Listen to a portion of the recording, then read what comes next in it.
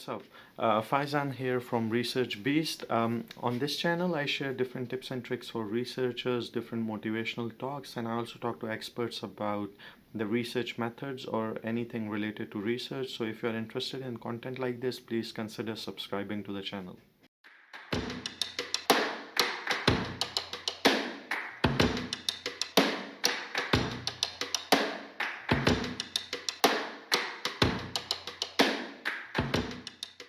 The topic talk about formulation of research framework. That was the topic actually. But then I thought maybe if I simply talk about how to build a model, it may not be a very good learning experience because people have a different type of backgrounds and different type of research areas, different approaches. So it's not a good idea just to talk about how to develop a model. Rather, what I can do is talk about theoretical frameworks, which would include developing a model as well. Okay. So I feel that when we look at research, right, many people think that it's a very complicated thing. I actually don't think it's very complicated. I mean, it's about mindset, right? We are trained not to say no. So whatever we are told, we are okay with that. There's no reason for us to actually dispute anything, right? Yes, I understand it's cultural, it's respect element and everything. But I mean, I just told you, Dr. Jehan, if there's one person other than my parents who I respect the most is Dr. Jehan because of what he has done for me and my mentor and everything. We still disagree to each other with respect. I mean, disagreement doesn't mean I'm insulting him or anything. We disagree. We are different people. We have different perspectives. We disagree with respect. And I think those two things, being critical and disagreement, are integral to be good researchers. If you cannot develop those skills, you can't be a good researcher. Remember this. So those things, I think, when it comes to what is research, I think you've got to start with poking, prying. Poking means like, okay, if everything is normal, you poke it. In India and Pakistan, we sometimes say, "Yaar, ungli kyun kar rahe ho?" Oh, that ungli kyun kar rahe ho needs to be done in order to be a good researcher, right? Because that's what poking means, right? If everything you don't actually think about it in that way, you cannot really question things, right? So I think that is very important to start from poking and prying, but it should be with a purpose. All right. Now, like I said, you should be able to ask questions or being critical, right? So, what do you need to question? So, you have to relate things around you into your discipline, right? So, here's something I recently did. Okay. This was a question I looked at, and social distancing came with COVID-19. People had to socially distance from each other. But the funny thing was, as much as it was logical to me, it made sense to me. I saw that many people thought that social distancing is ridiculous. It's rubbish. It doesn't make sense to many people, and many people did not engage in social distancing. Right?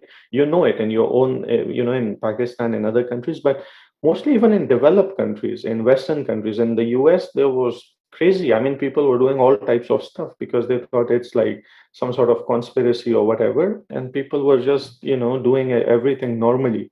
So what happened was I wanted to see how people are looking at the social distancing, right? But right at that time, I saw on social media that some brands changed their logos, right? So we saw that some brands, for example, McDonald's changed its logo a little bit, Burger King changed its logo, Starbucks. So these logos were changed in order to promote social distancing or wearing a mask or something like this, right?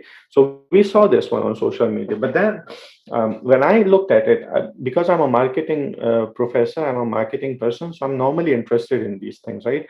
And normally when I see something unique like this on social media, whether it's YouTube, Twitter, Facebook, whatever it is, I go to the original post and try to read some comments, maybe 10, 15, 20, just to get an understanding of what normally people think about it. When I looked at these brands and read some comments, those were very eye-opening to me. I mean, I was so shocked that some people were blaming the brands and saying a lot of stuff, right? So then I thought maybe it's an interesting thing, like how people differ in their love towards brands based on their stance on social distancing. This was a very unique study because my question was whether people would change their love towards brand or not. If yes, why would they do that? Okay, so this was the question. Now, of course, when we want to start this question, there's so much stuff that you can look into. Now, it directly, yes, because I'm a consumer behavior researcher, I can think of it from consumer behavior standpoint, but that's not all. People can study the same question from so many different perspectives, right? For instance, I would say that this question can be studied from psychology perspective. People have a psychological association with brands, right? What maybe because of that, people might change their emotions or reactions to brands. Maybe it's the power culture or power distance thing between people and the brand. Maybe it's the gender biasness, right? So some brands are more female, some brands are more male, and people associate with them because of their brand gender. Consumer behavior can also be looked at from economic standpoint and many other standpoints, right? So one phenomena can be studied from many different standpoints. Now, what we do is we want to find the truth, right? So we are researchers, we want to find the answers to it. And normally we will find the answers to them from our own perspective. So if I am in marketing, I'm probably going to look into it from marketing perspective, but that doesn't mean that marketing perspective is 100% true, right? Maybe the economic perspective is very accurate in this, right? Maybe the psychological perspective is the accurate perspective. We don't know. So we engage in research to find something like that. Now, these stances that we have, psychological power stance or gender stance or consumer behavior stance, these are the building block of theoretical framework, the theories that we study, the literature that we look at, right? This is the starting point. Why is that? Okay, so here is some stuff you need to focus on. Now, first of all, it's important to focus on one area, like a small subset, rather than all the explanations. Now, it's for sure there's a lot of explanations for one thing, maybe political perspectives, so a lot of perspectives.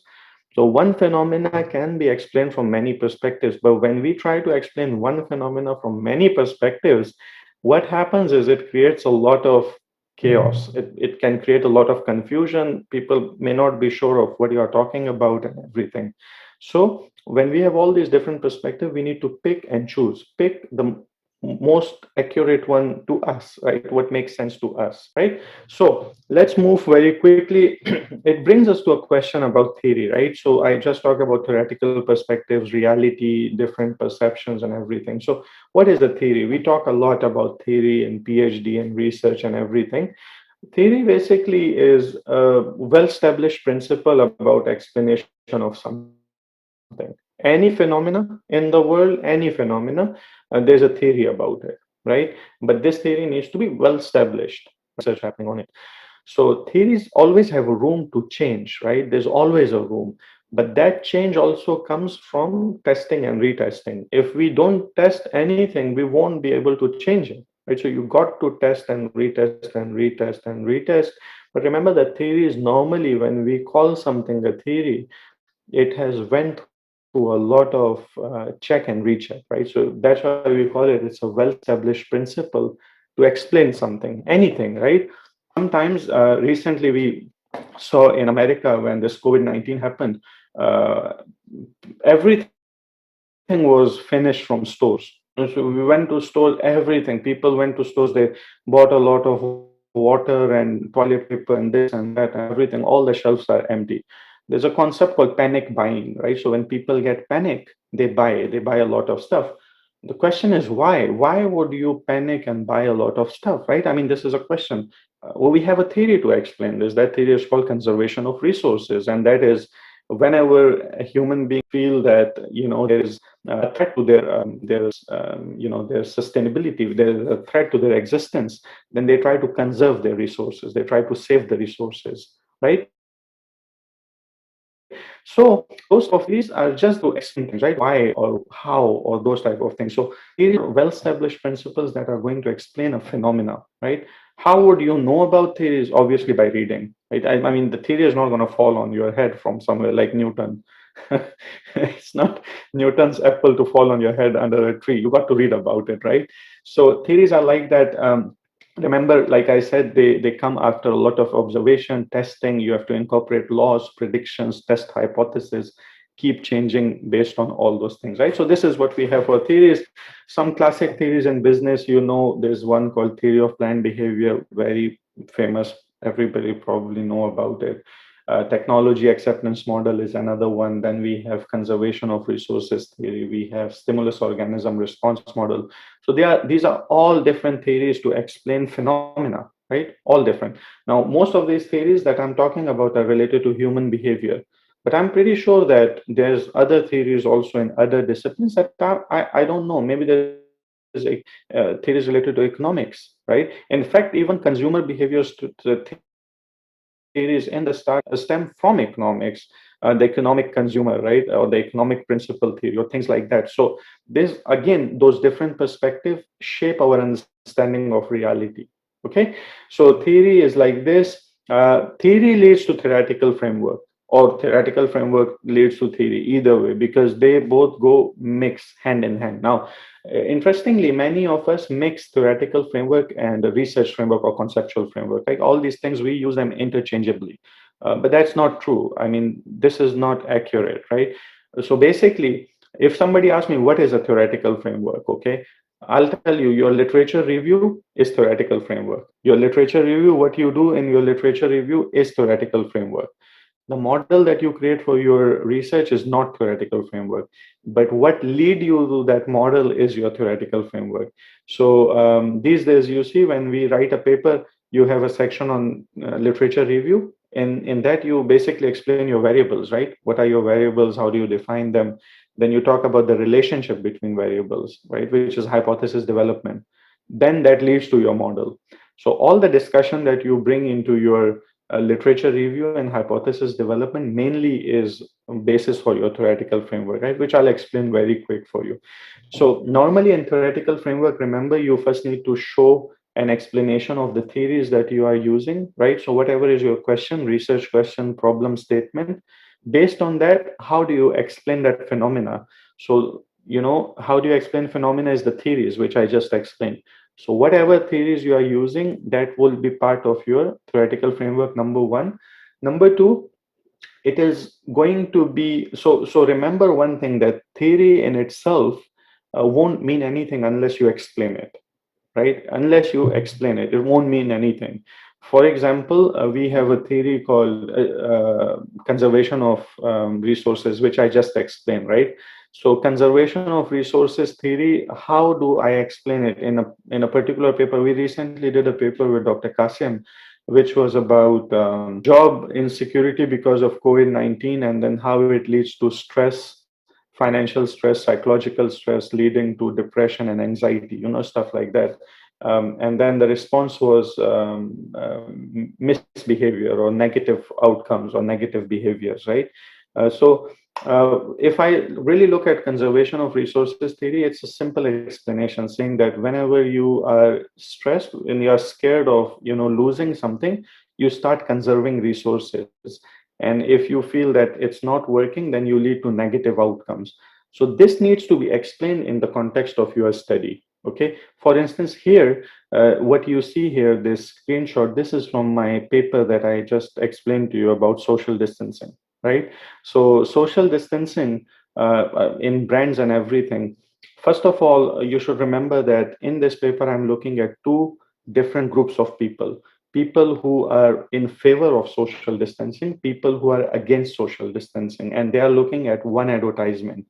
So, of course, because these two people have very different attitudes towards social distancing, when they look at one ad, they are going to behave differently because their attitudes are different towards it, right? So, here is what I explain here. This distinction in consumers' attitude can somewhat be explained by regulatory focus theory and control level theory. The former theory suggests that people self regulate their behavior to pursue their goals based on their regulatory focus, promotion, or prevention. So, those people who are promotion focused, they focus on positive outcomes, whereas prevention focused people engage in actions that can avoid negative outcomes, right? So people, they look at outcomes, they feel, okay, if the outcome is going to be positive, I should be engage in activities that are going to promote that positive outcome. And if the outcome is going to be negative, then I should behave in activities that should prevent the negative outcome, right? So people have different behaviors.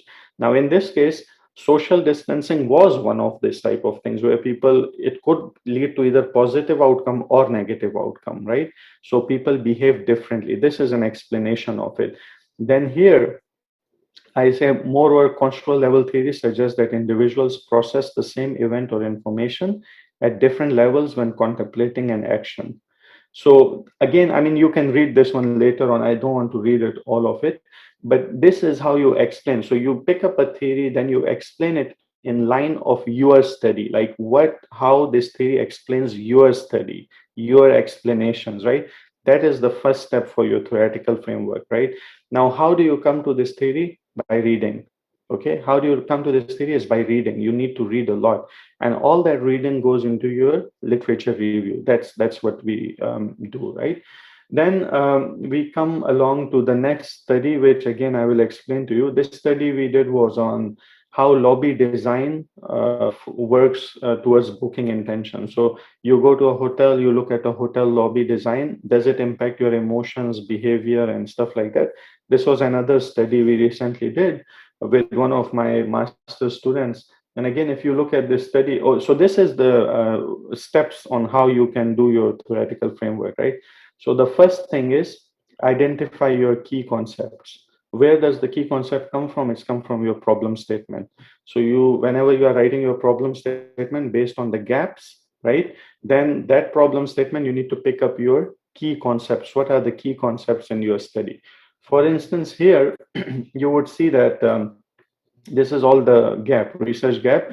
But in the gap, we talk about physical environment in lobby, not in lobbies in general, physical environment, consumer perceptions, emotions, behavior, blah, blah, blah. So these are the keywords, right? Consumer behavior, physical environment, hospitality. These are my keywords. In this keywords, physical environment is the main keyword because I'm trying to study the impact of physical environment on behaviors, emotions, perceptions, and stuff like this.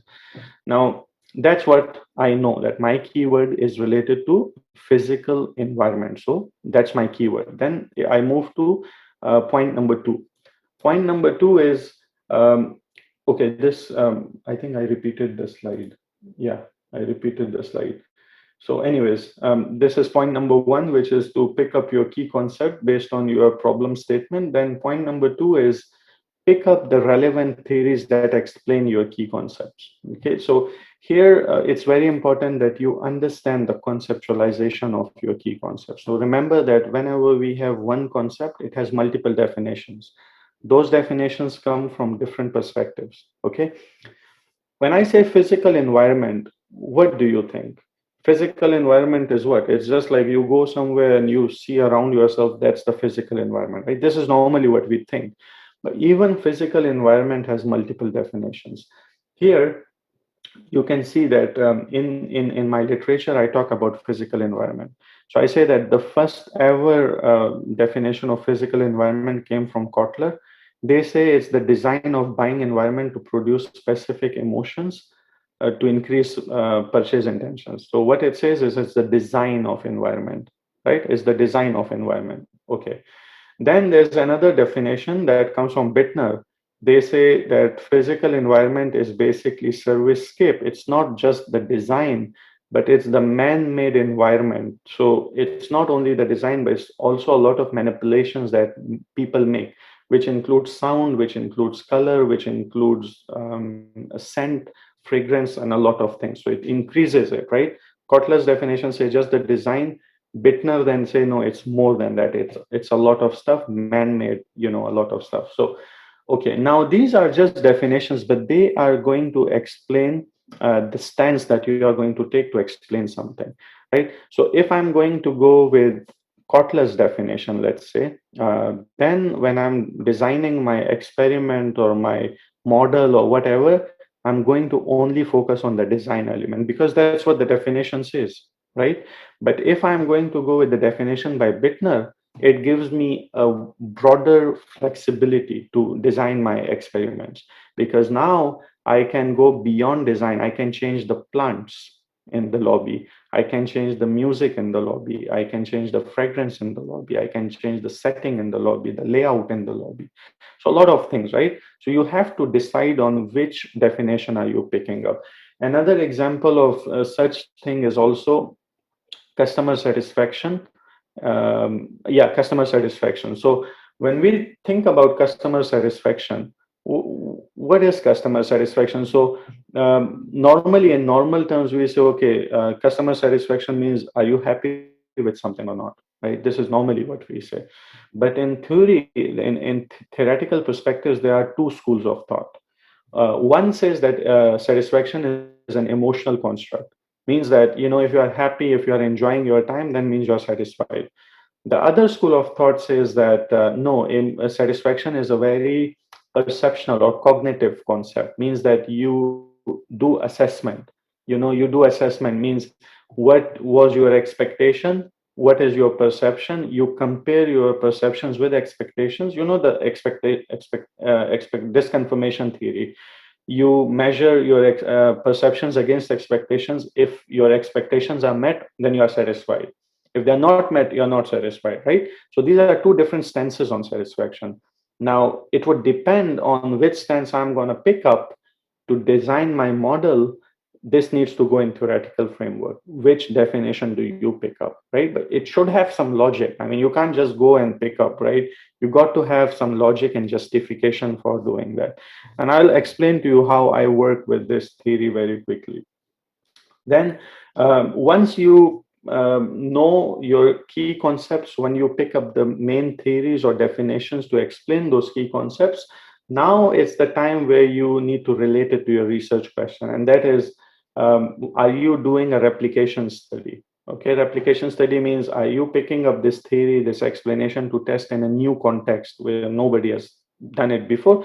Most of us do this, right? And you know that sometimes our research questions or our gap or our contribution is that this model or this theory or this variable has been studied in many contexts, but nobody has studied it in India or Pakistan or this or that. So that's one objective. You can do that, certainly. So what you do is you test these ideas against three different conditions. You can pick up one or multiple. One is you want to test whether this theory come up with a broader theory, and many of us also do this. I'll tell you how I have done it in my paper. Okay.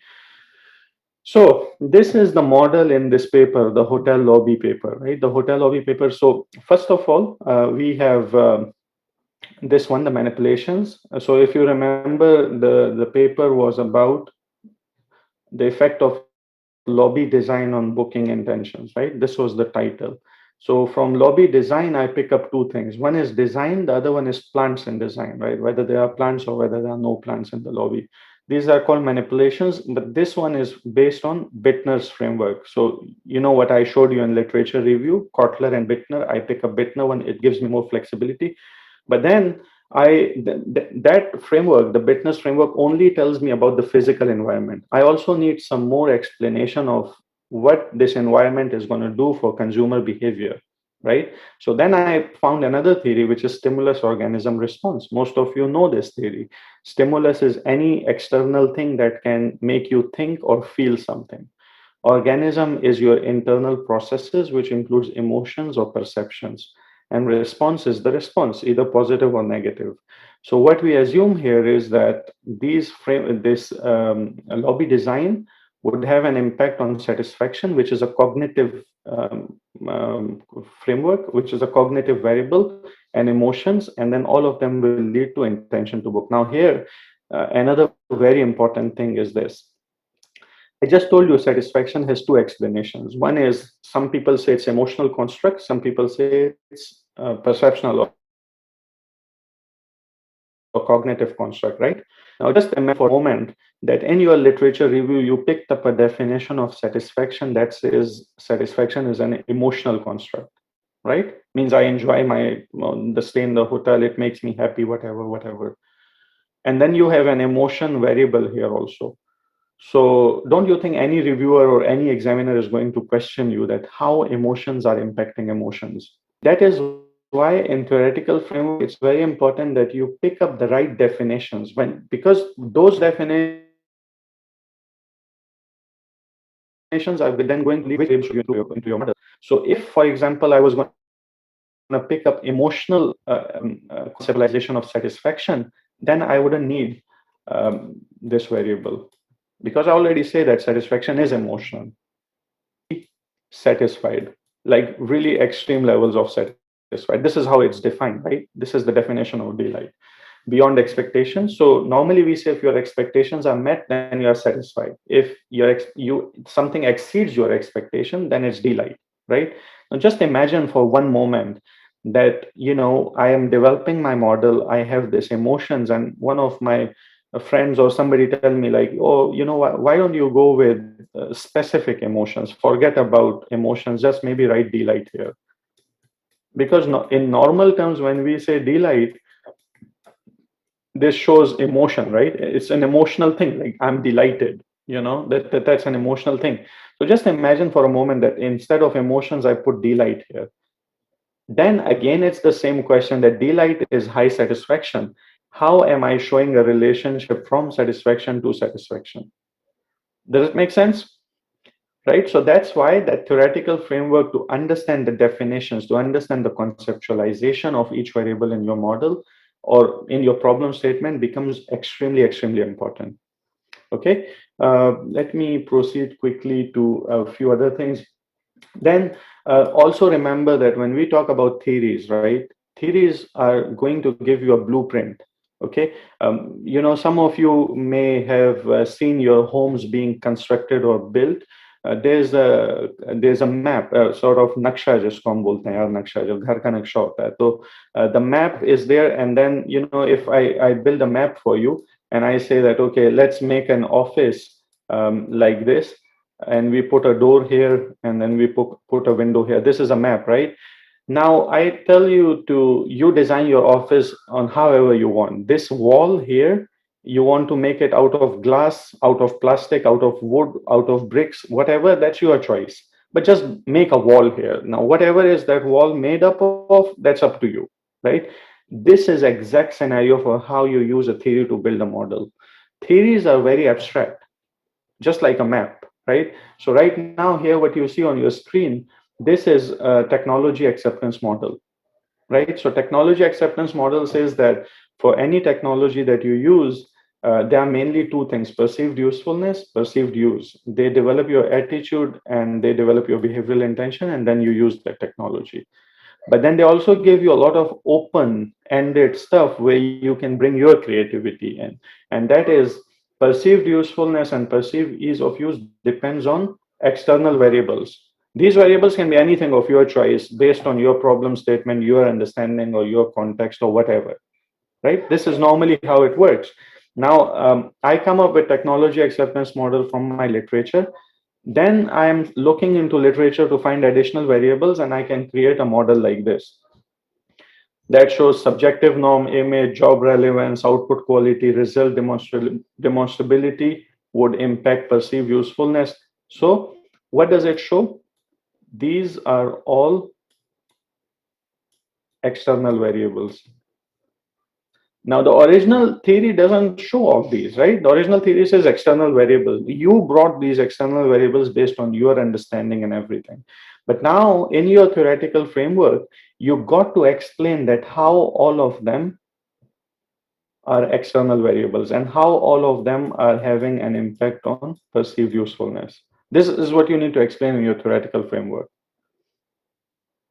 Does it make sense? Okay, so now how can you do these type of things, right? So I mean, there's obviously a lot of stuff, right? So I'll just show some stuff to you. How can you come up with an idea first? This is also some explanations of things that I have done over my career in research. This is what I did. Okay, so normally we know that in marketing, customer loyalty is determined by customer satisfaction. This is normally what we think of, right? In marketing, that customer satisfaction leads to customer loyalty. In my opinion, that's not always the case. And why is that? Because there's always also research that says that satisfaction does not lead to loyalty, especially in resort hotels and luxury product consumption and stuff like this. Not people are not going to be buying there again and again, again and again, just because of satisfaction, right? So the question here is that, okay, if satisfaction doesn't lead to loyalty, then what leads to loyalty? And again, see, this is how you start developing your model, right? Developing your framework and model. So for instance, here we can see, okay, what leads to loyalty? Then I go to literature. In literature, try to find some review papers, okay? Not normal papers, but review papers. Why? Because review papers compile all the literature about one topic, right? So it's easier for you to look what's happening in the literature.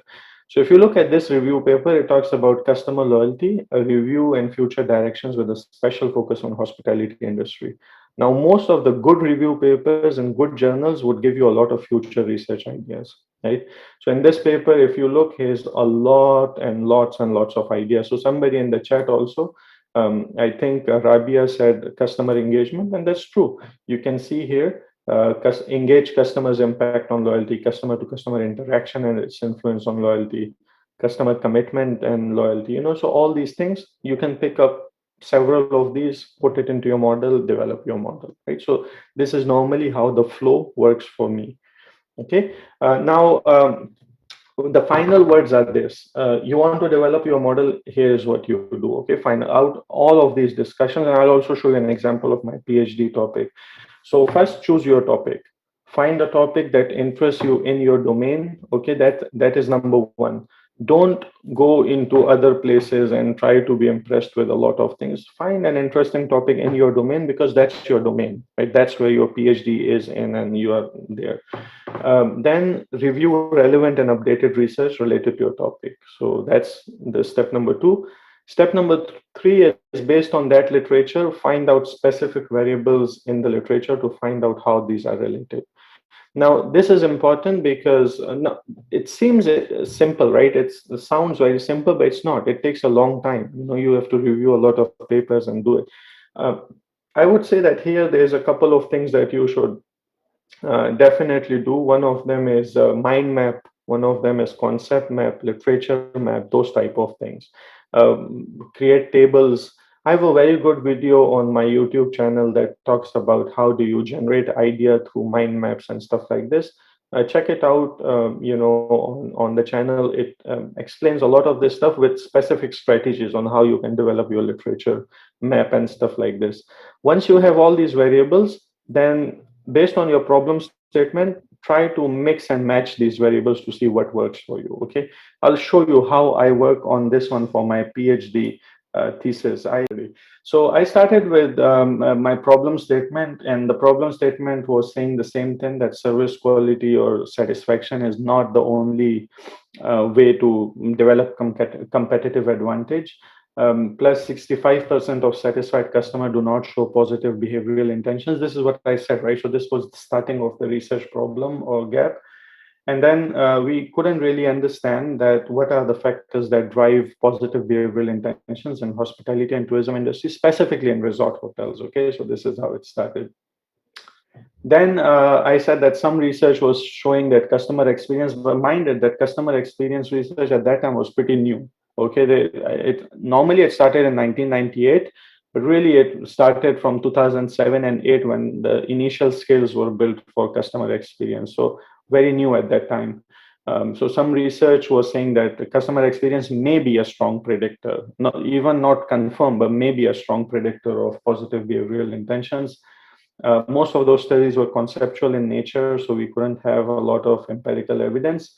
And then also there was some research to understand holistic overall view of customer experience, what develops it, what it leads to, and stuff like this, right? So this was the problem statement. This is derived from theoretical framework because it explains a lot of theory and a lot of literature and stuff like this. So it led me to what are the main theories that I was using. Okay, but before main theories, I'll show you how did I define my literature, which actually is exactly what theoretical framework is, right? So here is my graphical presentation of literature review.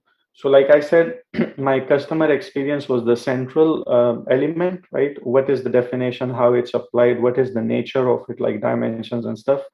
what are topologies and theories for customer experience, and how customer experience is studied in hospitality industry. So this was my main variable. But because I wanted to focus on holistic customer experience, which includes its determinants as well as consequences, then these are the determinants, right? Service performance, advertising efforts, and then the consequences were emotions, value, satisfaction, and behavioral intention. Of course, all of their definition, their importance, how do we measure them? So all of that went into theoretical framework, including the core theories. What are the core theories that I'm going to work on, right? So this seems very complicated, but I'll explain the whole process of it, which is going to take two more slides, okay? So this one is showing all the definitions of all the concepts. So this is where it's important to make sure that all your definitions are not clashing with each other. So you don't have duplication of concepts or whatever, right? So this is that. And then the second one is we have the framework itself, right? So the key theories I used, one was SOR, which I explained. There's a stimulus that explains any environmental stimuli affect customers' internal responses to create their behavior. So this is theory number one. Theory number two, a service theater model. So service theater model says that any service experience, any experience, overall experience is made up of four elements. One is the performance, one is the stage, one is the actor, and one is the audience. So what it says is that any service experience is like a theater, like a movie theater. And the physical environment is like a stage because you stage it, right? It's a man-made. Remember the definition I showed you? It's a man-made setting. So it's a stage. Employees are actors. They act. They have a role. They are acting there, right? They are doing their role.